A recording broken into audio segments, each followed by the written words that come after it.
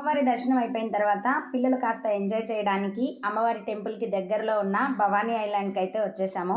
పిల్లలే కాదు, పిల్లలతో పాటు మనం కూడా ఎంజాయ్ చేయడానికి ఇదైతే one of the best place అని చెప్తాను. చాలా బావుంది ఈ ప్లేస్ అయితే. ఎంట్రన్స్ టికెట్ తీసుకొని బోట్ కోసం అయితే వెయిట్ చేస్తున్నాము. ఒక 10 మినిట్స్‌కి బోట్ వచ్చింది. వాటర్ మీద ఒక 10 మినిట్స్ జర్నీ చేస్తే మనం వెళ్ళాల్సిన ఐలాండ్ అయితే వచ్చేస్తుంది. ఇక బోట్ దిగేసి లోపలికైతే ఎంటర్ అయిపోయాము.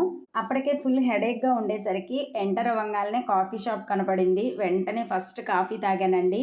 మా పిల్లలు ఇక్కడ జోక్ వేస్తున్నారు. "ఇంత ఎండలో కాఫీ తాగేది నువ్వు ఒక్కదానివేనేమో మమ్మీ" అని. ఈ టీ, కాఫీ విషయాల్లో మా పిల్లలు, మా సారు ఎప్పుడు నన్ను టీజ్ చేస్తూనే ఉంటారు. "నీలాగా నువ్వు తప్పితే ఎవరు ఉండరు" అని. నాలాగా మీలో ఎవరైనా ఉంటే కామెంట్ చేయండి. లోపల నాకు అన్నిట్లో కన్నా ఈ ఉయ్యాలలైతే బాగా నచ్చాయి. ఫుల్‌గా ఎంజాయ్ చేశాము నేను, పిల్లలు. అంతా బానే ఉంది కానీ ఎండ అయితే టూ మచ్ ఉందండి. ఇక మా పిల్లలకి ఆకలేస్తుందని స్వీట్ కార్న్ సమోసా ఆర్డర్ చేసుకొని తిన్నారు. ఫొటోస్ దిగడానికైతే ఈ ప్లేసు సూపర్‌గా ఉంది అసలకి. ఇక బోటింగ్ విషయానికొస్తే మామూలుగా లేదండి బోటింగ్. ఫుల్‌గా ఎంజాయ్ చేయొచ్చు. మార్నింగ్ వెళ్ళామంటే ఈవినింగ్ దాకా అలా సరదాగా గడిపేయొచ్చు. పిల్లలు ఎంజాయ్ చేయడానికి అక్కడక్కడ ఇలా గేమింగ్ జోన్ కూడా ఉంది.